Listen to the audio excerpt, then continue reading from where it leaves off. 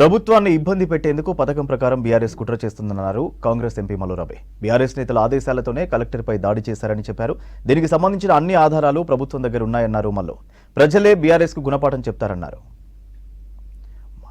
ముఖ్యమంత్రి గారు అసెంబ్లీ కొడంగల్లో ఫార్మాకు సంబంధించి ల్యాండ్ అక్విజిషన్ గురించి వికారాబాద్ కలెక్టర్ అంటే కొడంగల్ వికారాబాద్లో వస్తుంది. ఆ కలెక్టర్ గారు గ్రామస్తులతో మీటింగ్ పెట్టడానికి అక్కడికి వెళ్లిన సందర్భంగా టీఆర్ఎస్ పార్టీ నాయకులు, కొడంగల్ మాజీ ఎమ్మెల్యే వారి ఆదేశాల ప్రకారం కొంతమంది టీఆర్ఎస్ నాయకులు కలెక్టర్ కారు మీద, కలెక్టర్ గారి మీద దాడి చేయటం జరిగింది. ఈ దాడి చేసిన ఫోటోలు కూడా మీకు చూపిస్తాను.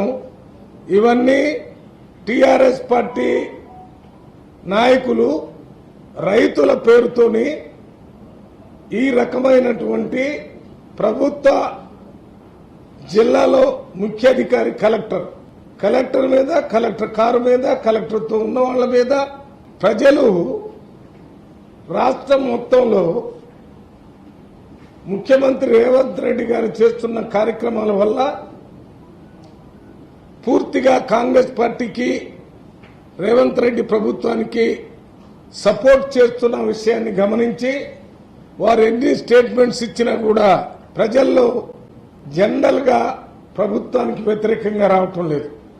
ఈ మధ్య కాలంలో హైడ్రా మీద, మూసీ నది మీద, రైతులకి 2 లక్షల అప్పు మాఫీ మీద, అదే రకంగా ప్రజలకు ఇచ్చిన 6 హామీల్లో 5 హామీల అమలు మీద ప్రజల్ని రెచ్చగొట్టడానికి కేటీఆర్ గారు, కేసీఆర్ గారు, హరీష్ రావు గారు, వారి పార్టీ నాయకులందరూ ఎంత పెద్ద ఎత్తున ప్రయత్నం చేసినా ప్రజలు దాని గురించి పట్టించుకోవటం లేదు. కాబట్టి కొడంగల్లో ఒక చిన్న ఇన్సిడెంట్ క్రియేట్ చేసి ప్రజలు తిరుగుబాటు చేస్తున్నారని చెప్పాలనే దురుద్దేశంతోనే ఈ కార్యక్రమాన్ని ఏర్పాటు చేశారు. కలెక్టర్ మీద, కలెక్టర్ కారు మీద దాడి చేసేటటువంటి నాయకుడు ఫోన్ నెంబరు అక్కడ పోటీ చేసి రేవంత్ రెడ్డి గారి మీద ఓడిపోయినటువంటి ఎమ్మెల్యే గారికి ఎన్నిసార్లు ఫోన్ చేశారో ఆ ఫోన్ కాల్స్ బట్టి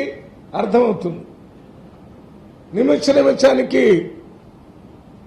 ఓడిపోయిన ఎక్స్ఎమ్మెల్యేకి ఫోన్ చేసి అక్కడి నుంచి డైరెక్షన్ తీసుకొని కొంతమందిని తాగించుకొని ఏం చేస్తున్నారో తెలియకుండా ప్రజల్ని తయారు చేసి దాడి చేశారు.